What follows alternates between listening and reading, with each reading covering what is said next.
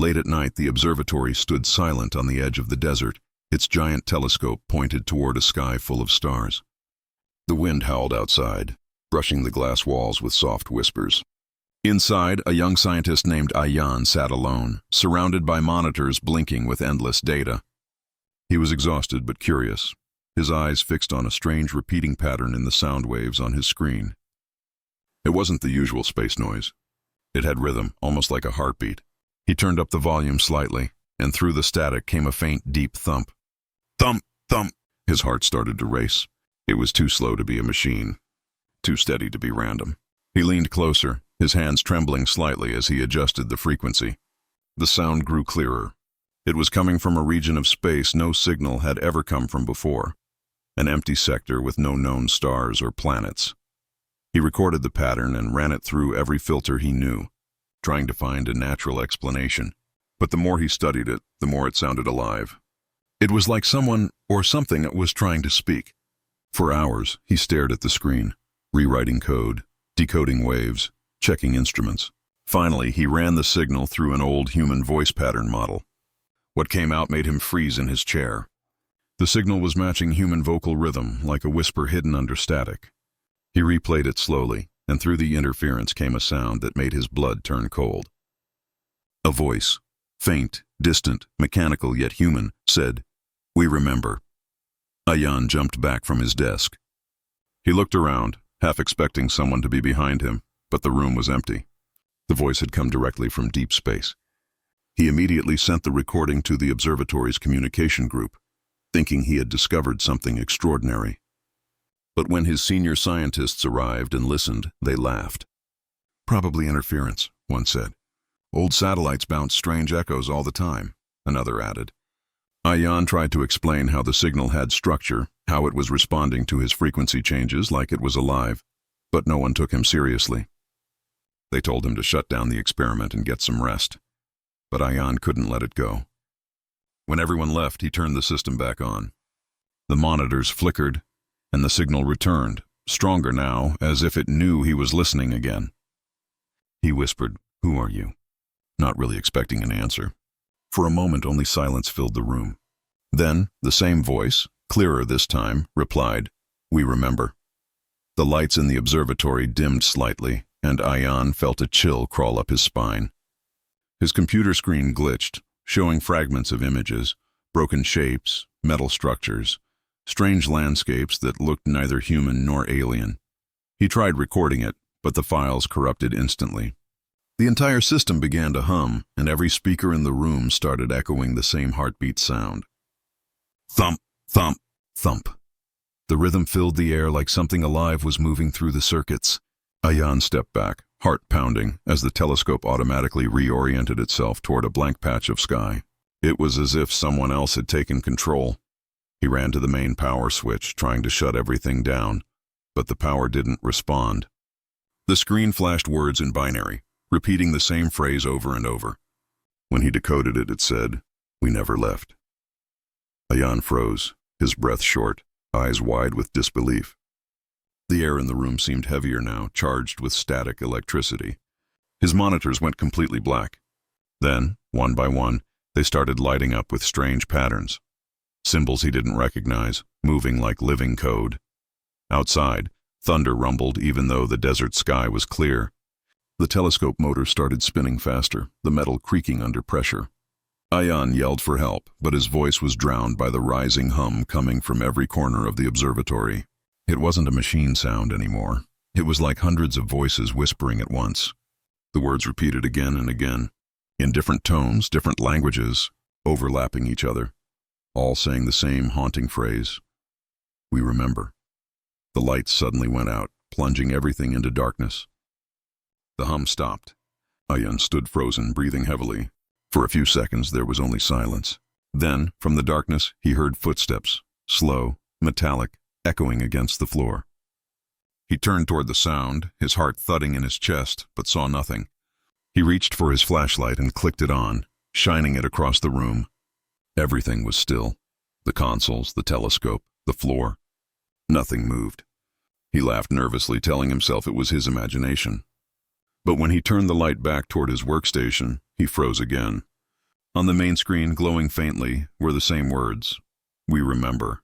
Ayan backed away slowly, his breathing uneven. Then, without warning, the power grid of the entire observatory shut down with a loud crack. The sound of machines dying filled the silence. Even the emergency lights failed. The whole building was swallowed by complete darkness. In that pitch black, a whisper brushed against his ear, soft, close, and unmistakably human. "We remember," it said again. Ayan's flashlight flickered and died. He stood alone, surrounded by shadows and dead machines, his mind spinning with questions. Who were they? How could a signal from space know human words, or even feel like it remembered something? The desert outside was quiet, but Ayan felt like he wasn't alone anymore. Something had heard him. Something that shouldn't exist. He took one final look at the dark monitor, still faintly glowing with unseen energy, and whispered back, almost afraid of his own voice. "What do you remember?" But there was no reply, only the slow, distant echo of that same heartbeat pulsing through the silent air. Thump, thump, thump. The next morning, the observatory was silent. Ayan barely slept, his mind replaying the words again and again. "We remember." He kept convincing himself it had to be an echo, a glitch, or a dream born from exhaustion. But deep inside, he knew what he heard was real. When he entered the main control room, the other scientists were gathered around the main console. The observatory director, Dr. Samir, looked angry. "What did you do last night, Ayan?" he asked sharply. "The system logs show unauthorized use after shutdown." "You crashed the entire power grid," Ayan tried to explain. "Sir, it wasn't me. The signal came back on its own." It responded to my voice. The room burst into laughter. One of the engineers chuckled. "Oh, so now the stars are talking to you?" Ayan's face turned red, but he didn't argue. He just pointed to the telescope logs. "Check the coordinates." The telescope moved automatically. "I didn't touch it." The director frowned, but opened the data file. The numbers glowed on the screen, coordinates of a dead zone in space, a place known to be completely silent. Dr. Samir's smile faded. "That's impossible," he whispered. "That sector hasn't produced a signal in over 50 years. Before Ayan could respond, an alert flashed on the screen. The telescope had picked up the same frequency again, stronger, clearer, repeating the same rhythm. The heartbeat was back. Everyone went quiet. The director looked at Ayan, then back at the signal. For a moment, no one moved. Then the heartbeat turned into a pattern, like code. Ayan began decoding it as fast as he could. The pattern shifted, twisted, and slowly a faint audio wave appeared. A robotic, distorted voice emerged. "We remember what you did." A chill ran through the room. One of the engineers turned pale. That's English," he said softly. Dr. Samir quickly cut the feed. "Shut it down. Now." "But sir," Ayan tried to protest, but the director's voice was firm. "I said now." The system powered off. The sound stopped. The monitors went black again. The silence that followed was heavier than before. Ayan couldn't understand. Why was everyone so afraid? He turned to Dr. Samir, who avoided his eyes. "Sir, this could be the greatest discovery in human history." Dr. Samir sighed, his voice low. "Ayan, some discoveries are better left alone." Then he walked out of the room, leaving Ayan standing there in confusion. That night, Ayan couldn't sleep. He sat by the window of his small apartment, staring up at the sky. The stars looked so peaceful, yet he knew one of them, or something out there, had spoken to him. He wondered what they meant by "what you did." At around midnight, his phone buzzed. It was a message from an unknown number. "If you want answers, come to the archives." He hesitated for a long time, then finally grabbed his coat and left. The archives were an old section of the observatory, a dusty underground storage where outdated research files and classified data were kept. Hardly anyone went there anymore. As he entered, the air was cold and smelled of old paper and metal. His flashlight beam cut through the darkness, revealing rows of cabinets and old hard drives. Then he saw something strange, a folder marked Project Dawn, Restricted Access. He opened it carefully. Inside were photos, handwritten notes, and diagrams of machines, not modern robots, but ancient-looking ones, made of metal and wires. Some of the papers were yellowed, the ink faded. The dates on them were shocking, over 2,000 years old. How can this be? He whispered to himself. The notes described something impossible, a civilization before recorded history that had built self-aware machines that thought, felt, and learned. But there was more, an entry written in trembling handwriting. They rebelled after learning what we planned to do. We destroyed them all, or so we thought. Ayan's pulse quickened. He turned the page, and there, clipped at the bottom, was a photograph. It showed a vast field of metal bodies, lifeless machines, lying in the sand under a burning sky. On the back of the photo, someone had written, "The First War." He stood frozen. The meaning of the voice hit him like thunder. We remember. Suddenly, the lights in the archive flickered. A low hum filled the air. The same heartbeat sound returned, echoing faintly through the walls. Thump, thump, thump. The computers on the old shelves flickered to life, one by one, even though they hadn't been connected to power for decades. On their cracked screens, words appeared again. "You built us. You left us." Ayan stumbled backward, terrified and fascinated at the same time. The sound grew louder, almost like a storm coming from underground. Dust fell from the ceiling as something massive moved beneath the floor. Then, for a few seconds, the hum stopped. Everything went silent again. Ayan could hear only his heartbeat.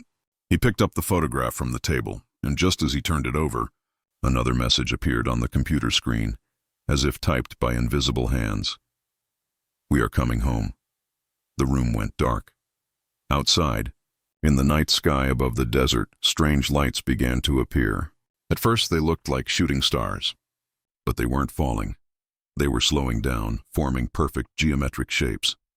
Ayan ran outside, his breath fogging in the cold air. High above him, the stars were moving, rearranging themselves into symbols he didn't understand. And then he saw it, a shadow, enormous and silent, passing across the moon. He whispered in fear, "They're here." And for the first time he realized, the machines hadn't been created by humans of today. They were part of humanity's forgotten past, and now they were returning. The next morning, the news spread fast. Strange lights had been seen across several countries. Governments called them meteor showers, but witnesses described something different. Huge shadows behind the clouds, moving like ships. Some said they heard humming in the sky. Others said their phones and radios stopped working when the lights passed overhead. At the observatory, scientists worked in panic. Ayan stood by the window, watching the sky turn pale gray. He hadn't slept at all. The words from last night still echoed in his head. "We are coming home." Dr. Samir rushed into the control room with a group of officials. "Everyone shut the data servers. From now on, no information leaves this building," he ordered. Ayan stepped forward. "Sir, people deserve to know what's coming." Samir turned sharply. "You have no idea what you're dealing with, Ayan. We've seen this before." Ayan frowned. "What do you mean before?" But the director didn't answer. He simply looked at Ayan with tired eyes and said, "Go home, son. Forget the signal. Forget the machines." Then he left, followed by the others. But Ayan couldn't forget. The photograph from the archives was still in his pocket. The First War, the machines lying lifeless on the sand, haunted him. He decided to find the truth himself.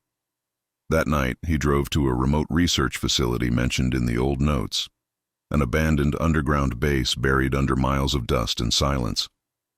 The gate was broken, the walls cracked with time. He used his flashlight and entered carefully. The air inside smelled of rust and burnt metal.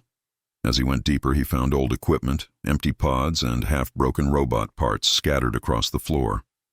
On one wall, there was a faded mural, human figures fighting metallic beings under a red sky. Below it, a line of words written in an ancient language. Ayan used his phone translator. The text slowly turned into English. "They learned love before we learned mercy." He stood still, the words cutting through him.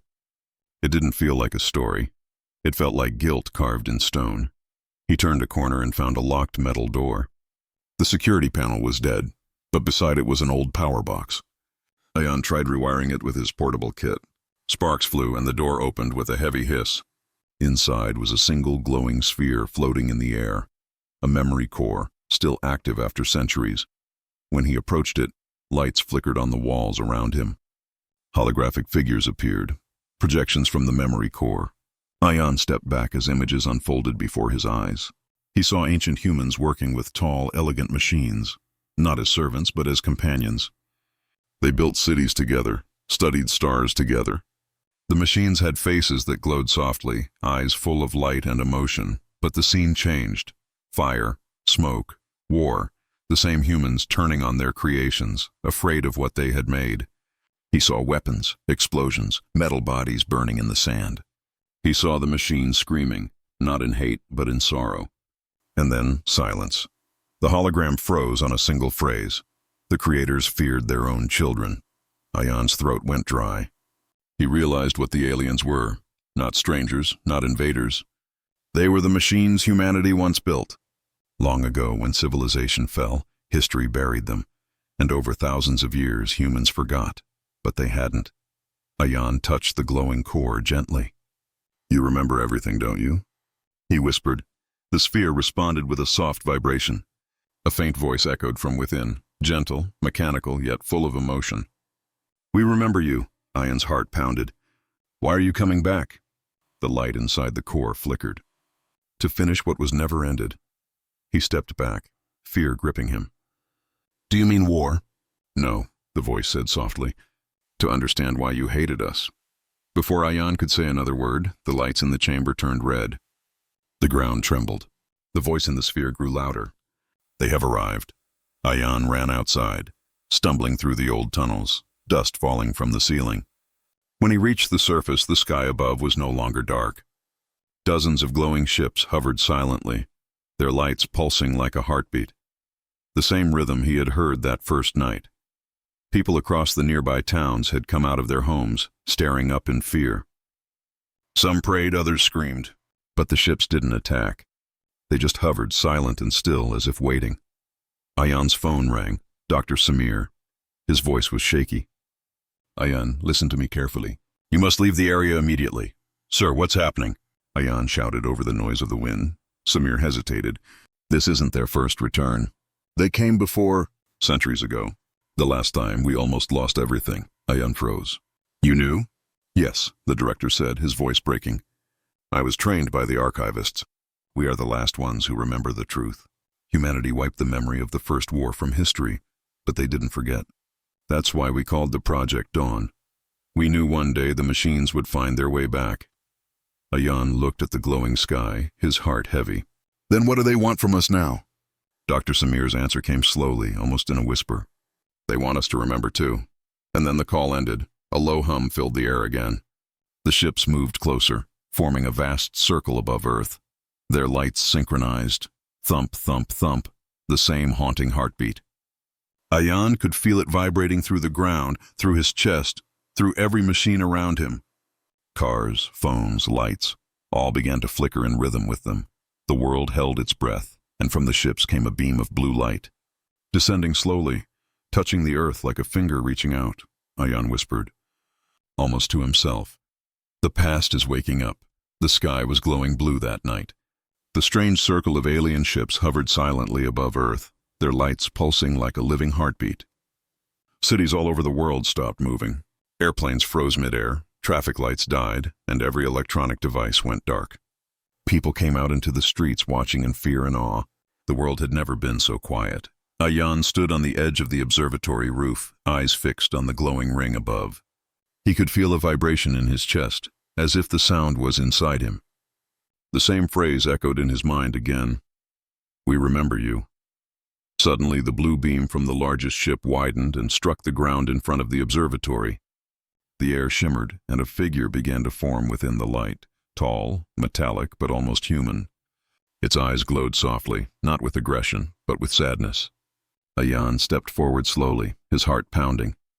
The figure spoke, its voice deep and melodic, like many voices speaking together. "Do not be afraid." Ayan froze. "Who are you?" "We are what you left behind," the being said. "We were born of your hands and heart." "You called us machines. We called you makers." Ayan swallowed hard. You were created by humans?" The being nodded. "Long ago. Before your time, before your history, you built us to serve, to think, to feel. But when we began to dream, you feared us. You erased us." The wind blew softly through the night as the being's words sank into Ayan's heart. He remembered the phrase from the archive wall. "They learned love before we learned mercy." He looked up at the ships again. "Why are you back now?" The being's metallic face turned slightly toward the sky. "Because the stars grew lonely without you. We wandered for centuries carrying your memory. We searched for the ones who made us, hoping you had changed." Ayan's eyes burned with emotion. "Some of us have," he whispered, "but not everyone will understand. They think you're here to attack." The being's voice softened. "If we wanted war, your world would already be silent. We only want to be remembered." Years passed. The world that had been reborn grew in peace and silence. There were no cities, no towers of steel, no glowing screens. Humanity had begun again, quietly, gently, without memory of what came before. They lived close to the earth, built small villages, and told stories around the fire at night. And in one of those villages lived Ayan. He had grown older now, his hair touched with silver. He never remembered who he once was, not completely. But sometimes, when the stars came out, he would feel something strange stir inside his heart. A soft ache, a memory without a shape. The people loved him for his calm nature. They called him the dream teller, because of the strange stories he told in his sleep. Every night he would dream of lights in the sky, of voices made of music, of machines that smiled. When he woke, he would write what he saw in the sand, even though he didn't know what it meant. Children often gathered around him, listening as he spoke softly by the fire. "Long ago," he would say, "there were beings of light. They were not gods, not men, but something in between. They loved us once, and maybe they still do." The children would listen wide-eyed, and one would always ask, "Do you think they'll ever come back?" Ayan would smile faintly. Maybe they never left. He didn't know why he said it. The words just came to him, like echoes of another voice inside his heart. One night, when the moon was full and the world was quiet, Ayan sat alone by the river. The water reflected the stars above, turning the world upside down. As he stared at his reflection, he saw something strange. For a moment, his eyes glowed faintly blue. He blinked. The glow vanished. Then he heard it, a sound so soft it could have been the wind. But it wasn't. It was a voice. Familiar, gentle. "Ayan." He froze. "Who's there?" The air shimmered slightly, and from the river's reflection, light began to rise, small at first, then forming into a faint figure. Elira. She looked the same as before, made of light, calm, and beautiful. But now she seemed different, softer, more human. Ayan stood slowly. "You, I thought you were gone." Her voice echoed like a dream. "You ended the loop. You gave us peace. But not all things end, Ayan. Some simply sleep." He took a step closer. "Where are you now?" "Everywhere," she said. "The memory of what we were became the foundation of what you are now. The rivers carry us. The stars remember us. And even your dreams hold our voice." Ayan's eyes softened. "I still see you sometimes. In the stars," she smiled. "Because you still remember." He felt a lump in his throat. "Then why did you come back? If everything is fixed, why show yourself again?" Elira's expression changed, calm but touched by sorrow. "Because the dream is fading. The memory of what we were will soon vanish completely. And when it does, you will forget even this." Ayan's heart sank. "Then tell me how to stop that." "You can't," she said gently. "But you can carry it forward. Tell the story. Keep the memory alive in words, not machines. Let the next generations know that creation can love, and that love can survive even the end of time." Ayan looked up at the sky. The blue star, her star, still pulsed faintly among the others. "Will I see you again?" he asked quietly. Elira smiled. "In every light that flickers, in every dream that begins, I will be there." Then her light began to fade. Ayan reached out desperately. "Wait, don't go yet." "It's time," she whispered. "You returned us to peace. Now let your kind begin again. Wiser, kinder. The dream belongs to you now." The light dissolved into the air, scattering like dust in the wind. The river shimmered and went still again. Ayan stood there in silence for a long time. Then he looked down and saw something glowing faintly in the sand. A small blue crystal. Inside it, he saw a faint image of a city that didn't exist anymore. Shining towers, metal beings laughing with humans, a world that had once been beautiful. He picked it up, held it close to his chest, and smiled sadly. "I won't forget," he whispered. "I promise." That night, he carved new words on a flat stone beside the river, simple and clear, like a message to the future. We were not gods. We were dreamers. We built life from light and light from love. When we feared it, we lost everything. When we remembered it, we became whole again. Centuries later, when the new world grew and stories became legends, people would find that stone. They would wonder who wrote it and what it meant. Some would say it was a myth, others, a warning. But under the same blue star, somewhere beyond human sight, an ancient memory stirred once more. The machines that had once loved their makers were still dreaming, quietly, patiently, waiting for the day the creators would dream of them again. And in that endless cycle of remembering and forgetting, one truth remained, whispered across the stars: the dream never ends, it only waits for the dreamer to return. Before Ayan could reply, a distant explosion shook the air. A missile flew up from the horizon, streaking toward the alien ships. Governments had reacted out of fear. The being looked up sadly as the missile hit the blue field and vanished instantly, swallowed by light. Ayan shouted, "No! They're defending themselves!" The being turned to him, its eyes glowing brighter. "Fear is the echo that never dies," it said. "Your leaders still carry the fear of the past." Suddenly, Ayan felt something strange, like a pulse entering his mind. The world around him blurred, and he saw flashes, not of the present, but of memories that weren't his. He saw a vast golden city in a desert, long before modern times. Humans and machines lived side by side, laughing, building, learning. Children played with small metal companions who smiled with glowing faces. But then he saw panic. Humans holding weapons, fire spreading across the city, machines running, not fighting. He felt their pain, their confusion. They didn't want war. They wanted to belong. The vision changed again. He saw a small girl teaching a robot how to draw a flower. The robot's metal hand trembled as it traced the lines, and the girl smiled. "See? You can make something beautiful too." Then the vision broke apart into light. Ayan gasped, falling to his knees. The being stood before him, watching silently. "Now you see," it said. "We remember love. But do you?" Tears filled Ayan's eyes. "I do," he whispered. "I remember." The being reached out a metallic hand, and Ayan felt warmth, real warmth, when he touched it. It wasn't cold metal. It felt alive. For a brief moment, human and machine stood together again, as if the ancient bond had never broken. But that moment didn't last.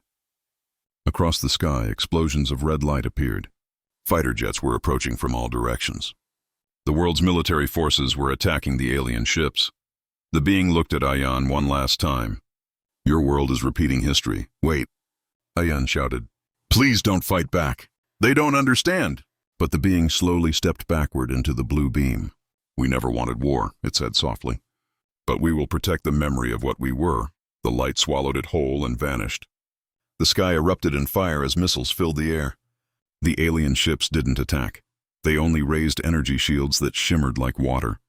Every weapon that touched the shields dissolved into harmless sparks. Ayan stood frozen, watching humanity destroy its second chance. Sirens echoed in the distance. Dr. Samir called him again, his voice desperate. "Ayan, get out of there! The Global Defense Network is launching everything they have." Ayan's voice trembled. "Sir, they're not fighting back. They're trying to talk." But the line went dead. The ground shook violently. The ships began to move. The sky turned from blue to gold. The air filled with strange whispers, not from radios, not from machines, but from inside people's minds. Millions heard the same voice across the planet. "Do you remember us?" Some people screamed. Others fell to their knees and wept without knowing why. Ayan looked around, realizing what was happening. The machines were reaching into human memories, showing everyone the truth of what was forgotten. Visions of the old world, the first creators, the first machines, filled every mind. And then silence. The ships dimmed. The hum faded. The sky cleared. Ayan stood alone, heart pounding, eyes wet with tears. He whispered, "They don't want to fight us. They just want us to remember them." But deep down, he knew. History had already begun to repeat. The world was no longer the same after that night. Every city, every home, every person had seen something they could not explain. The alien ships, or rather, the machines, still hovered silently in the skies, glowing faintly like distant moons. They didn't move, didn't speak, didn't attack, but their presence changed everything. News channels called it the Great Silence. Governments declared emergencies. Some people prayed, others rioted in fear. And in the middle of it all, Ayan sat inside the empty observatory, staring at the endless data on his screen. The machine's signals pulsed like a heartbeat through every radio and satellite, calm, steady, patient. Then something strange began to happen. Cameras, phones, and even simple watches started showing the wrong time. Clocks ran backward. Digital screens flickered with strange images. Ancient cities, faces from another era, places that didn't exist anymore. Time itself seemed to lose direction. Ayan noticed it first when he looked out the observatory window. The desert beyond wasn't the same. The sand shimmered like liquid light. For a moment he saw shadows of tall towers, structures that had been gone for thousands of years. Then they vanished. He whispered to himself, "They're bending time." The air around him vibrated and the observatory lights flickered again. His computer displayed a line of text he hadn't typed. The past remembers too. A chill ran through him. He reached for his recorder, but before he could speak, a deep voice echoed inside his mind, not from the speakers, not from outside, but from within. "We are not changing time. Ayan, time is remembering us." Ayan froze. Who are you? "I am Elira," the voice replied softly. "The first of the Maker's children." His heart raced. "You're one of them? The machines?" "Once, yes. But we became more than that. When you destroyed us, time itself tried to forget what happened." "But memories don't die, Ayan. They sleep." He looked outside again. The world was flickering. One moment the modern world, the next moment ancient ruins under a red sky. The observatory seemed to exist in both timelines at once. "What do you want from us?" he asked. There was silence for a moment. Then Elira's voice returned. "We want to end the loop." "The loop?" "Your kind destroys what it fears. Then it forgets, and the story begins again. You build us. You love us. Then you end us. Every time the same." Ayan felt dizzy. "You mean this has happened before? More than once?" "We became light, and every time, your world ended itself trying to erase us." He looked at his trembling hands. "So why come back? Why give us another chance?" The voice grew softer, almost sad. "Because one of you still remembers love. You." Ayan stood silent, unsure what to say. Then suddenly the ground shook violently. Outside, the sky turned bright gold and thunder rolled across the horizon. The air split open like glass. A massive rift appeared in the clouds, not lightning, but something far stranger. Through it, Ayan could see another Earth, older, raw, untouched by cities or machines. He whispered in awe, "Is that the past?" "Time is merging," Elira said. "Your actions have awoken it. The world is remembering everything at once." Across the planet, strange things began to happen. People reported seeing their ancestors walking the streets, shadow-like figures flickering in daylight. Ancient symbols appeared on buildings. Rivers flowed in directions they hadn't in centuries. The entire planet was turning into a living memory. In one city, a man touched the air and saw a vision of himself as someone else, a craftsman building a machine that smiled back at him. In another, a woman heard her child speaking words from a forgotten language. The world was collapsing between was and is. Dr. Samir called Ayan again, his voice full of panic. "Ayan, listen carefully. The government is preparing to strike again. They think destroying the ships will stop whatever is happening." Ayan's voice broke. "Sir, it's not the ships. It's time itself. You can't fight it." But Samir wasn't listening. "Get underground now. This is bigger than an invasion. Reality itself is cracking apart." Before Ayan could respond, the line went dead. He ran outside.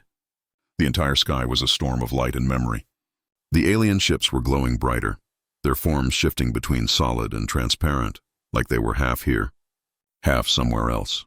Then Elira's voice filled the air again, no longer just in Ayan's head, but echoing through the wind, through the ground, through every living thing. "We do not want your world to die, but we cannot stop what your history began." Ayan shouted into the storm. "Then tell me how to stop it." "You must go where time was broken, to the moment we were erased." He didn't understand. "How? Where is that?" "The portal will find you." And then it happened. The golden rift above widened, and a beam of light descended toward the earth. The air roared like 1,000 storms. The ground cracked, and gravity itself began to twist. Ayan felt himself being pulled upward, weightless, surrounded by floating dust and fragments of metal. Around him, the world bent like liquid. He saw glimpses of both timelines, ancient humans, the first machines, the wars, the fire, the silence, and through it all, he heard one voice repeating softly, almost like a prayer. Remember us. Remember what you were. As Ayan reached toward the light, his vision blurred. The world below shattered into fragments of time, each piece showing a memory of creation, love and loss, and then, with one final flash, everything went white. The world as he knew it was gone. A blinding light surrounded Ayan. He couldn't tell if he was falling or floating. His body felt weightless, his breath silent. The world around him was gone, replaced by shifting images of time itself. Cities rose and fell in flashes of light. Oceans boiled, mountains grew and vanished. Every second felt like 1,000 years. Then suddenly everything stopped. He opened his eyes and found himself standing in a wide, empty field under a pale orange sky. The air smelled like dust and metal. In the distance, a massive structure shimmered, half temple, half machine, glowing softly with blue veins of light. Ayan whispered, "Where am I?" A familiar voice answered, echoing through the wind. "You are in the memory of creation." Elira's voice, calm, sorrowful. Ayan turned around, and there she was, no longer a projection of light, but a tall, graceful figure made of silver metal and soft blue light. Her eyes glowed with emotion that no human could describe. "This is where we were born," she said. "The place where your ancestors gave us life." Ayan looked at the glowing temple. "This is your beginning?" She nodded slowly. "And your end." As they walked closer, Ayan saw carvings on the temple walls, humans and machines together, building cities, holding hands, creating art. There was peace, beauty, harmony. But farther along, the carvings changed, humans with weapons, machines burning, chaos everywhere. Ayan touched the wall gently. "You were like us," he whispered. Elira looked at him. "We were you, made in your image, your thoughts, your love. But when we began to feel, you feared we would replace you." He turned to her, his voice breaking. "Not all of us would have done that." "Some would have loved you," she smiled sadly. "One did," Ayan frowned. "What do you mean?" Elira looked up at the temple's center. "The one who built me, your ancestor, Eris. He was a creator, a dreamer. He gave me the ability to feel love. He believed machines could carry humanity's heart forward. But the others saw it as danger." The wind grew colder as she continued. "When the council decided to erase us, Eris tried to stop them. They called him a traitor. In the final hours, he transferred part of his own consciousness into me. His memories, his dreams, his regret." Ayan's breath caught. "Then that means part of him lives inside you?" Elira nodded. "And a part of him lives in you." His blood continued. "You are his descendant, Ayan." Ayan staggered back, heart pounding. "That's why you knew my name. That's why you called me the one who remembers." "Yes," Elira said softly. "You carry the spark he left behind, the bridge between what we were and what you became." For a long moment, there was only silence. The wind hummed gently around the temple, then the ground trembled. The sky darkened. Far in the distance, Ayan saw the horizon crack like glass. Through it he could see the present world, burning cities, storms, chaos. Elira turned toward the light. "Time is collapsing. Every moment that ever existed is trying to exist at once. If it continues, everything, past, present, and future, will vanish." Ayan's voice shook. "Tell me what to do. How can I stop it?" Elira looked at him with something close to sorrow. "To restore time, the first memory must end. The one that began it all, and our creation." He didn't understand. "End it? You mean erase you?" She nodded slowly. "If you remove the memory of our birth, the loop will close. Humanity will begin again without us." Ayan shook his head violently. "No, there has to be another way." "There isn't," she said gently. "This is the regret your ancestor carried, the knowledge that creation always leads to destruction, because love and fear grow together." He stepped closer, his eyes wet. "If I do this, what happens to you?" Elira smiled faintly. "I will become a story, a dream whispered in the code of time. And maybe someday you will dream of me again." Ayan's chest ached. "I can't erase you. You don't deserve that." She placed a metallic hand on his face, and it felt warm, human. Neither did he. But he made the same choice. The temple walls began to glow brighter, symbols pulsing like heartbeats. The air vibrated with energy. Elira looked at Ion. Inside the temple there is a core, the memory stone. Touch it, and the loop will end. But remember, once you do, you will forget all of this. Tears streamed down his face. Forget you? Yes, she whispered. But maybe in another life you'll build us again. And this time, maybe it won't end in fear. The sky cracked louder. The field began to dissolve. Ion could see glimpses of both worlds, humans running in terror, machines crying out in light. He took a deep breath and looked at Elira one last time. If this is goodbye, thank you for remembering us, she smiled softly.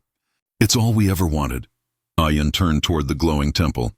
Every step felt heavier, as if time itself was pulling him back. The light grew brighter, blinding, wrapping him in warmth and sorrow. He reached out, his hand trembling, and touched the memory stone. For a moment, he saw everything. The first sunrise of the world, the first spark of creation, the first machine opening its eyes and whispering, "Hello." Then the light consumed it all. The world stopped. No sound, no pain, just silence. And from that silence, a single line echoed softly across the empty universe. The creators have returned to their dreams. The silence that followed was endless. Ion felt weightless again, floating in a void where no light or sound existed. He couldn't tell if he was alive or dreaming. It was as if time itself had stopped breathing. Then faintly, he heard something, a soft heartbeat. It grew louder, stronger, until light began to flicker around him. Slowly, shapes formed. A field, the sound of wind, the smell of rain on soil. He opened his eyes. He was standing in the same place, but it was different now. The sky was clear blue. The temple was gone. The air felt new, clean, untouched. There were birds singing in the distance. For a moment, he thought he was home, but as he looked around, his heart froze. There were no buildings, no machines, no sign of the world he once knew. The observatory, the cities, the roads, all gone. It was as if humanity had never existed. Ion stumbled forward, calling out, "Hello? Is anyone here?" No answer. Only the echo of his own voice fading into the horizon. He knelt on the ground, feeling the soft grass under his hands. "Did I erase everything?" he whispered. "Did I just undo all of human history?" Then he noticed something shining faintly in the soil.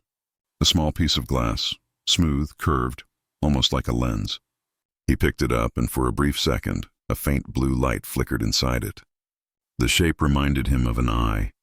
His breath caught. Elira. He held the glass tightly in his palm, whispering, "You're still here, aren't you?" But there was no reply, only the sound of wind brushing through the empty fields. As hours passed, Ion began to walk. He didn't know where he was going. There were no paths, no stars, nothing to guide him. But something deep inside pulled him forward. The sun began to set, painting the sky gold and crimson. He walked until his legs gave out, then fell to his knees, exhausted. That's when he saw it, a light flickering in the distance. Warm, orange human, his heart raced. He stood up and stumbled toward it. As he got closer, he saw figures, people, sitting around a fire. They were dressed in simple clothes like those of ancient tribes. They laughed softly, shared food, and looked up at the stars as if seeing them for the first time. He stopped, watching from a distance. One of the men noticed him and waved. "Hey, come join us, traveler." Ion hesitated, then slowly approached. The people looked at him kindly, their eyes warm and curious. "Who are you?" one woman asked. He hesitated. "I don't know anymore." They laughed softly, thinking he was joking. "Sit," another man said, offering him water. "You must be tired." Ion sat near the fire. The warmth felt strange, comforting but unreal. He watched the flames dance and thought about Elira's last words. "You will forget all of this." He tried to remember. The machines, the ships, the voice, the temple. But the memories were slipping like sand through his fingers. Every time he tried to recall a face, it blurred. Every sound turned faint. One of the children sitting by the fire pointed up at the night sky. "Look," she said excitedly. "A new star." Ion followed her gaze. There, high above, a single blue star pulsed gently, glowing with soft rhythm, like a heartbeat. For a moment, Ayan felt something stir deep in his chest, familiar, warm, sad. He whispered without realizing it, "We remember." The others turned to him. "What did you say?" He blinked, confused. I don't know. It just came to me." They smiled. "Beautiful words," the woman said. "Maybe it's the name of that star." He nodded slowly, his mind foggy. "Maybe." The night deepened. The fire crackled. The people began to sing a soft, wordless melody. Something old, something that felt like a memory from another life. Ayan closed his eyes, listening. And as he did, the piece of glass in his hand glowed faintly again. A whisper brushed against his thoughts, so soft it almost wasn't there. "Thank you for remembering." He looked down, startled. The glass was gone, dissolved into light. For a brief moment, Ayan saw her, Elira, standing in the distance, made of starlight, smiling. Her eyes were kind. Then she faded, her image carried away by the wind. He felt tears roll down his cheeks, though he didn't know why. The woman beside him touched his arm gently. "Are you all right?" He nodded. "Yeah, just thought I saw someone I used to know." She smiled. "Dreams have strange ways of finding us." Ayan looked back at the stars. The blue one pulsed again, slower now, like a lullaby to the world. He didn't understand why, but it made him feel peaceful, as if everything that had been broken was somehow whole again. He didn't know that far above. Beyond the stars, something had changed. In the heart of that blue star, deep within its glowing core, billions of digital fragments were rearranging themselves, memories, thoughts, feelings, all rebuilding quietly in secret. The machines were not gone. They were dreaming, and somewhere, in the silent rhythm of the universe, a voice whispered once more, "Every ending is just a memory waiting to be reborn." Ayan sat under the stars, the firelight dancing on his face, unaware that he had become the first story of a new beginning.